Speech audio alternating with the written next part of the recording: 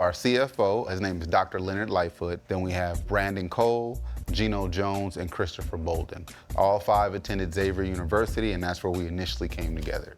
That experience had a tremendous impact on us.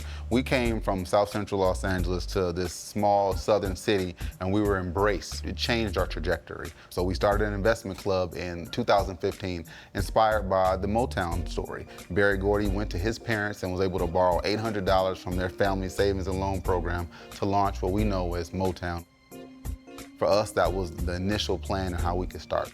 And over time, we grew that investment and we had success, but that wasn't enough. We wanted to start a business so that we could have a direct impact in the community. I had the business education, but she had the real small business experience. I had the grit. I was an event planner. I owned my own event planning company called Belladonna Events. I did that for about 15 years. So I brought all of that to this that you see now. She inspired me to really go out on faith and take it from being an investment club into truly a business. So I leaned heavily on her experience, and my brothers, they all were thankful for her. We all have different zones of genius, is something she likes to say. I'd have to give credit to Dr. Leonard Lightfoot. That's one of my business partners, and when we were beating our heads after having a little bit of success with our investment club, it was like, okay, we need to do more. He actually suggested coffee. An old, true industry that actually started with black people was something that revolutionized it for us all. Coffee actually came from Ethiopia, but we wanted to honor their roots. This was a way to not only shine a light on our culture, our heritage, but also be a part of a commodity. Coffee is the second traded commodity on the planet after oil. For me, it was a no-brainer. And then you also look at most of the corporations, Starbucks, Dunkin' Donuts, and such. None of the C-suite people were black. They didn't look like us. Coffee started with us. So I was like, here's my opportunity to carve out a niche. The pandemic, it came and it changed the trajectory of all of our lives. My full-time job furloughed me. My event planning company, that was done. Everyone postponed, canceled. But the only place that you could actually do a pop-up that one of our founders happened to live in was Atlanta, Georgia.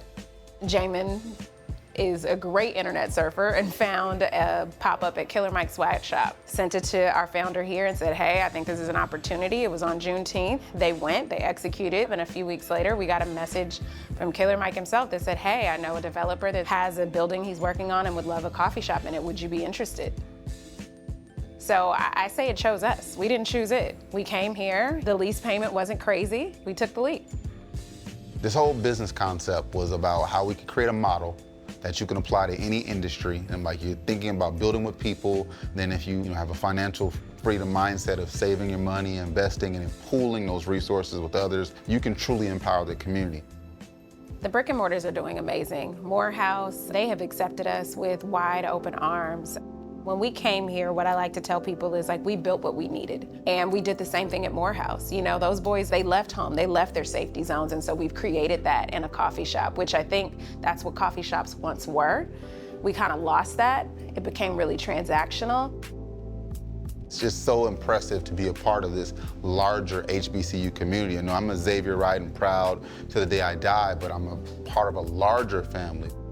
It's about having an impact, and that's what we're doing by providing space. Yes, our coffee is delicious. Yes, our food is amazing. You get the best customer service. But when you combine that with a physical space where you're celebrated, where you feel welcome, where we have programming, we're offering Bible study in our different spaces. We have queer women's book clubs that come together. We have poetry readings and different music showcases, all didn't program at both of our spaces. It's an amazing journey. We created what we needed, the community that we needed, and that's kind of lifted us and so many others up.